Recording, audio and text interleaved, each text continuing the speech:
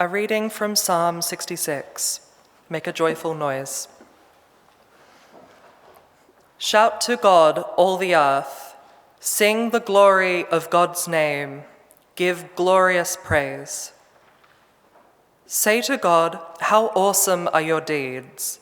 Your enemies cower before your great strength. The whole earth worships you and sings praises to you. All creation praises your name. Come and see the works of God. God's deeds on our behalf are wonderful. God turned the sea into dry land, and people passed through the river on foot.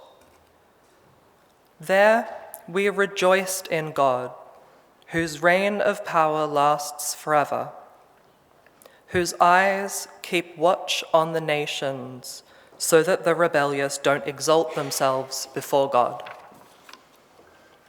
Bless God, all you peoples.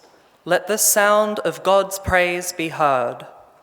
God has kept us among the living and has not let our feet slip. For you have tested us, O God.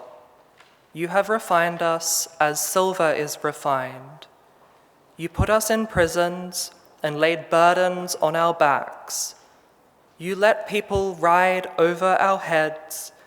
We went through fire and through water, and you have brought us to a place of abundance and space. For the songs of the psalmists, we give thanks. Good morning, all. Hear words of faith from Gospel of Luke 17, care and gratitude. On the journey to Jerusalem, Jesus passed along the borders of Samaria and Galilee. As Jesus was entering a village, 10 people with leprosy met him. Keeping their distance, they raised their voices and said, "Jesus, Rabbi, have pity on us." When Jesus saw them, he responded, "Go and show yourselves to the priests."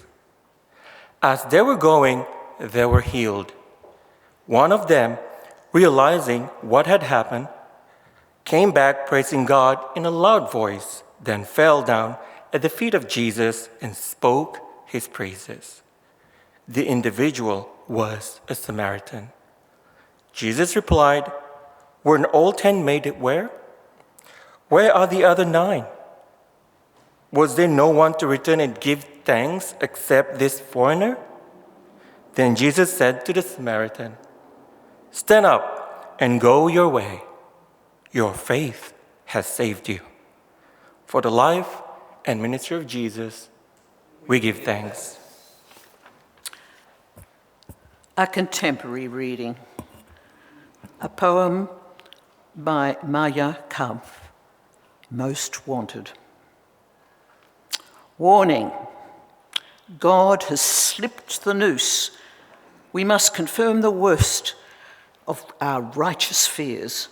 God has escaped the mosque, the synagogue, the church, where we've locked up God for years. God is on the loose. Henceforth, beware. You may find God in heathen beauty. You may stumble upon God unawares. Take appropriate measures. You may have to behave as if each human being could reflect God's face. For wisdom in scripture and poetry, for the wisdom of creation, for the wisdom within and among us, we give thanks. It's quite a poem, isn't it? Well, October is an unusual month in our liturgical calendar. It falls in the latter half of the season of Pentecost, that long series of weeks and months of Sunday services of worship from Pentecost itself and Trinity Sunday through to the reign of Christ and the beginning of Advent. With Advent, we commence the beginning of a new liturgical season and indeed of a liturgical year. But in October, we have also chosen to focus almost the entire month on topics of contemporary concern. October is Mental Health Month, with the first Sunday especially set aside for that focus. The second Sunday is Carers Sunday and marks the beginning of Carers Week. So today our focus is on care and on carers. Many of you will be familiar with the official definition of a carer as anyone who cares unpaid for a friend or family member who, due to illness, disability, a mental health problem or an addiction, cannot cope without their support. That's the focus of Carers Sunday and Carers Week. Care and all aspects of this multifaceted and deeply grounded concept has suddenly come into prominence. Have you noticed? Our splendid Governor, Governor General, Sam Moyston, on the occasion of the official opening of the Parliament following the most recent election, actually chose to devote her entire address to the assembled MPs and senators to the concept and practice of care. What a wonderful occasion that was, and how extraordinary to have our head of state focusing on care in all its manifestations. One might perhaps call that wider focus care with a capital C. However, when I began researching caring work, there was almost no recognition of this central concept and practice at any level of government or even in the wider community, and certainly no real awareness of carers and caring work taking place in the so-called domestic sphere in the home. I wouldn't usually begin a reflection with a focus on myself and my academic research efforts that lay behind that work, but it does explain why you see me up here reflecting this morning on care and carers. And so I am indulging myself, so to speak, and also presuming on your tolerance and patience. But the history of that research work and its focus.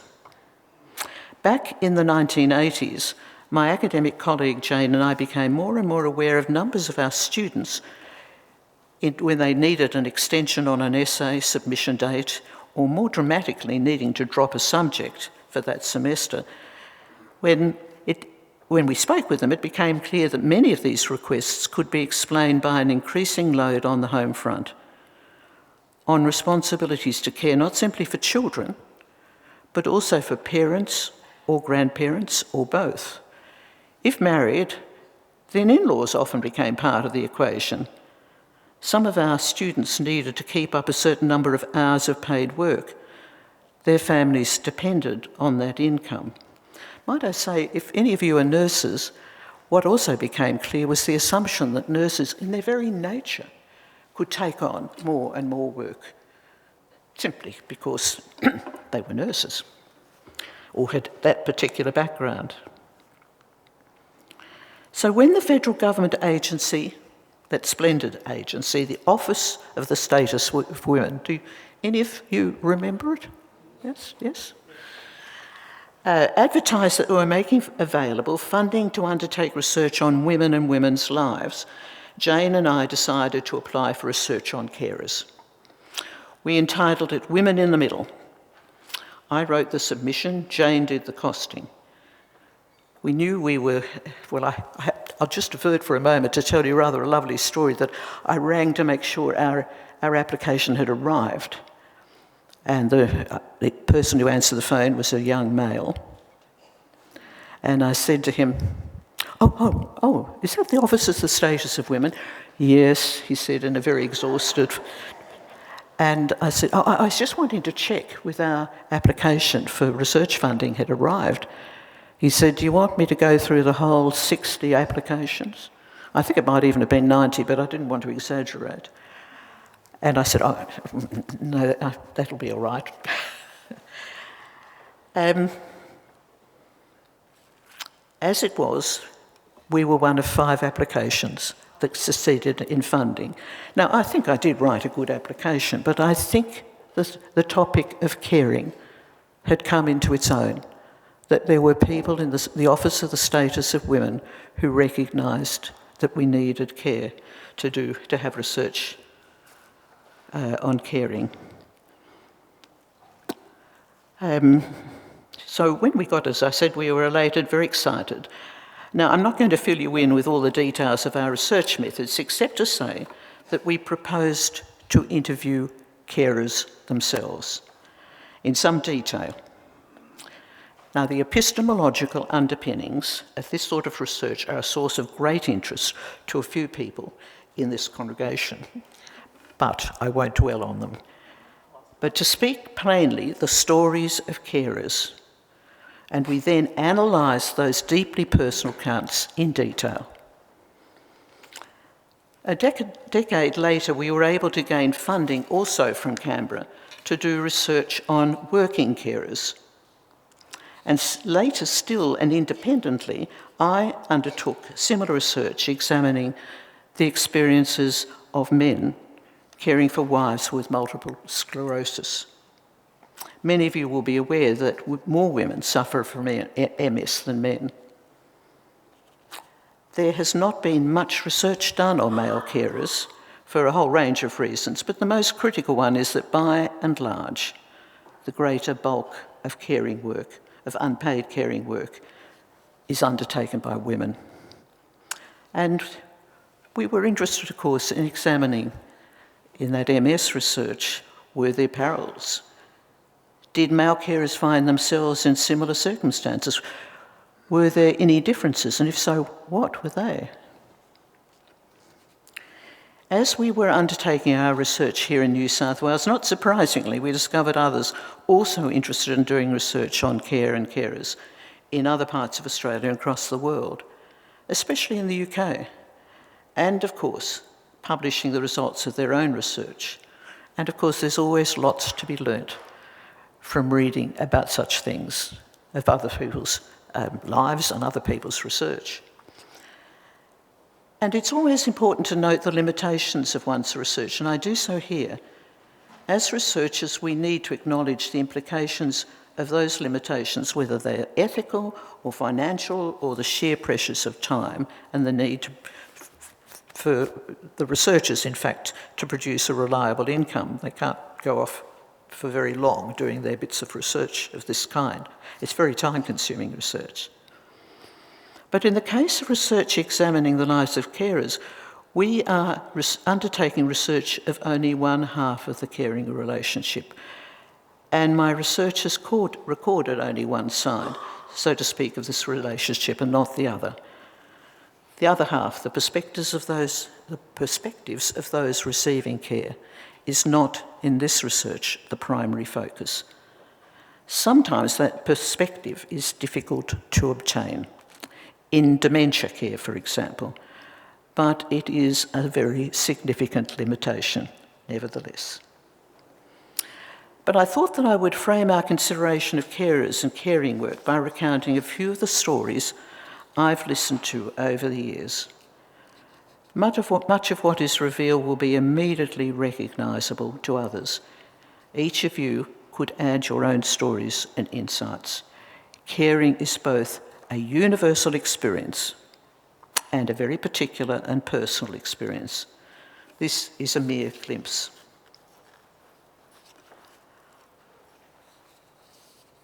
I want to begin this brief exploration with the recognition that care is a doing word. The notion that one might attempt to care in some removed, abstract sense makes no sense. Care and caring are a practice. From that flows much of what constitutes caring in all its dimensions, all aspects. It may be summarised to some of you, it may be surprising to some of you that the interviews I have conducted with carers over the years, there was little explicit talk about love. Indeed, there was sometimes a recognition that love was not a part of the relationship, or was no longer part of that relationship. That, at least, was how it was expressed to me. I've selected 3 stories that have remained with me. The first is of a woman who was an only child. Her arrival in the world was unexpected, and on the part of her mother, not exactly welcomed, as this woman was constantly reminded growing up. Her mother would say to her, "We had a wonderful time before you arrived."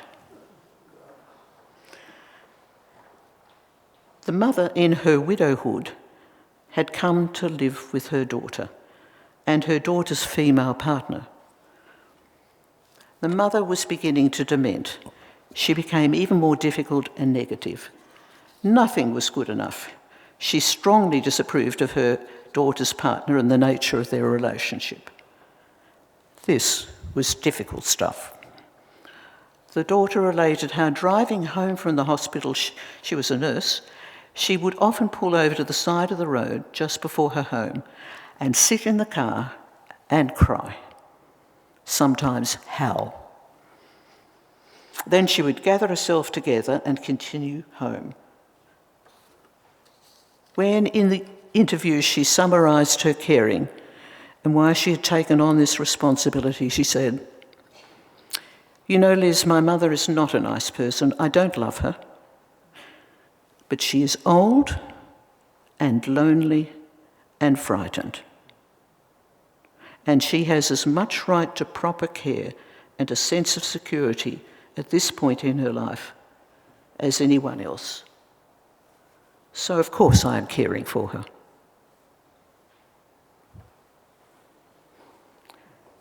The second from our study of women in the middle. That first one was from the study of working carers. The second, also caring for a mother who was frail and lonely and also slowly dementing, said, directly looking at me, I know it sounds awful, but I don't really love my mum anymore. This is all just too hard." Then only a minute or so later is describing how if her mother, who was incontinent, left a mess in the bathroom or in the hallway, she would wait until she was back in the living room before cleaning up the mess, as she didn't want her mother to think that she was a nuisance. And still later in the interview, that when the family was going on holidays, she'd make sure that her mother knew well in advance so that she could choose between going to the nearby nursing home that offered high-quality respite and where she was well known, or to stay with a younger cousin to whom she'd always been close. The third comes from my study of men caring for wives with multiple sclerosis. I was making my way back to my car, accompanied by the man I had just finished interviewing. We had a short time before been speaking of why he was doing what he was doing. Like so many other men in this study, he was anxious not to be seen to be thinking too highly of himself. But he did need me to understand that this was very hard, physically and emotionally. But more than that, he wanted to make the point that staying in the marriage, choosing to stay, was not what most men do. He, on the other hand, had chosen to stay and care. He had not, to use the Australian colloquial expression used by many of these men, he had not shot through on his wife.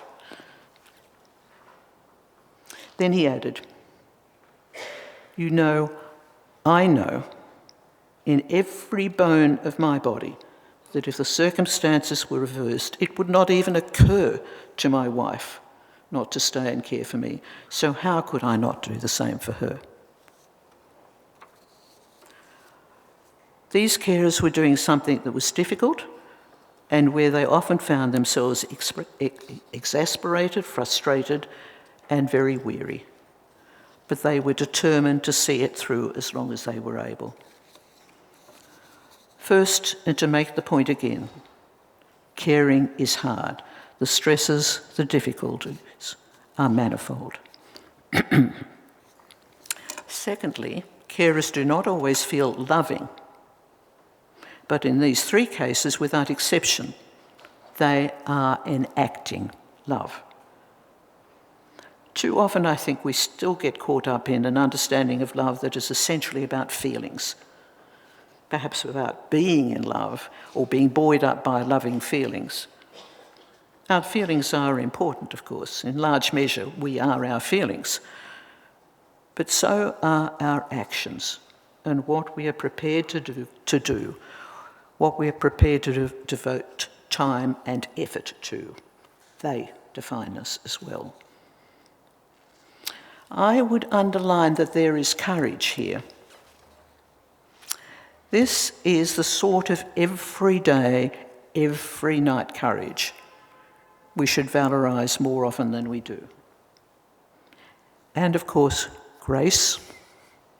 Should we not see this too both as gift and practice? These stories see carers acting also out of a sense of responsibility, of doing the right thing even when it is hard, of doing what they do out of a profound sense of duty. These were words that were used especially by the men in the MS study. I think we shy away from the word duty in our day and age, scared of its harsh strictures, often unreasonably and sometimes sanctimoniously imposed by others in days gone by. And perhaps we need to re-engage in some thinking here, rethinking, as perhaps we must with all those things we shy away from. There is also mutuality, the relationship coming to the fore, the profound sense of what binds one to another, the complexity of that. And there is empathy, another practice. Empathy requires us to apply ourselves and do so in a very thoroughgoing way. Empathy doesn't just happen of its own accord. It requires effort and a focus on our part. It demands greater openness and questioning of ourselves. It means not letting ourselves off the hook. It is difficult to forget that earlier this year we heard from that self-obsessed, egregiously wealthy individual, Elon Musk, indulging his moment in the limelight of the world of Trump, to lay the blame of the supposed decline of the USA on the apparent increase in a preoccupation with empathy. Well, enough of that. And beyond that, and most importantly, caring means enacting those empathic insights in the way we relate to others, to everyone, including those we do not like. If we practice empathy more often, we might get better at it. We might also come to understand afresh how essential it is if our world is to survive. As about so much else, the truth about caring is rarely pure and never simple. So what does it mean to honour carers and caring? In part, it is to acknowledge all the above and much more. Caring is an extraordinary act of concern for the well-being of another human being. Even if it's a matter of caring for someone to whom we are close, whom we love. Regardless of the nature of the bond, this is sacrificing oneself for another. But honouring care and carers should never mean we end up resorting to hagiography. We do no one any favours when we idolise carers. In the first place, such treatment of the issue overlooks the reality that not all care is sweetness and light. Some care is exploitative, even abusive, and some of those who are cared for are manipulative and spend their energies in emotional blackmail, as may happen and often happens in relationships across the board. Secondly, it can mean that we neglect the circumstances and needs of those who require care, those being cared for. Thirdly, it distances caring concerns, pushing them off the policy agenda and into the bland world of good works. we need to care about caring. All of us. To care deeply and actively about care. Caring work, carers, and about those for whom they care. Let us take a moment to remind ourselves that this is in our own best interests. At any moment, any one of us might find ourselves or someone we love as a carer or needing care. We need to ensure that we have in place truly fine supports and provisions for carers and care recipients, properly funded, not short-term funding, but with a guaranteed ongoing source of financing. Services that are readily available and accessible, regardless of where you live in this country or your income. And we need to see work environments across the board transformed, so as to recognise that workers, all of them, even the top dogs, have responsibilities to others built into their lives. And many workers have significant caring responsibilities. I think we do need to resurrect the notion of family-friendly workplaces and perhaps give that renewed clout. As part of that, we need yet again to address the concept of the ideal worker as someone available to his or her workplace 20 hours a day. It is absurd and damaging, not just to carers, but to the whole community. I'd like to believe that it is in decline. So I repeat, we need to care about care and carers to care deeply, to care actively. Our readings remind us of the importance that Jesus placed on relationships with others, on the interconnections between us all, and our obligations to love and care for one another, always, regardless of whether we believe the person to be worthy of such attention, regardless of whether we personally like them or not. Our gospel reading comes from Luke. Let's remind ourselves that the Gospel according to Luke is the only Gospel to record one of the finest and most readily recognised of Jesus' parables. We know it as the story of the Good Samaritan. It certainly is a parable about caring and doing what such care has required, and in so doing, very often disregarding taboos and assumptions about what might be required of anybody, but particularly those who pass by and those who attend to the person in need, especially if they're an observant Jew. And of course, it's important to remember again that Samaritans were reviled by the Jews. And as I said, Samaritans feature here in today's gospel reading. Luke's story here is of Jesus healing 10 people, but only one, a Samaritan, returns to say thanks. Care can come from unexpected place, including from those we think need our care. And the Psalms, what a wealth of praise, thanksgiving they so often convey, and what a powerful contemporary reading. In honouring carers and their care of another who needs their care, we are drawing attention to that profound central wisdom of all the great religious traditions. It is the recognition that we are bound together in this bundle of life, a vast web of interconnection and interdependency. The late Archbishop Desmond Tutu wrote, "The first law of our being is that we are set in a delicate network of interdependence with our fellow human beings and with the rest of God's creation. We are called to care deeply, to care actively for all people, all life, the environment, all creation. we are called to be co-carers, co-creators with God.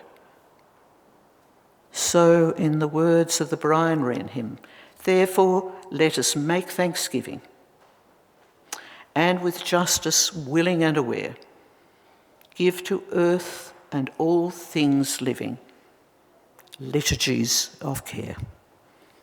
Amen.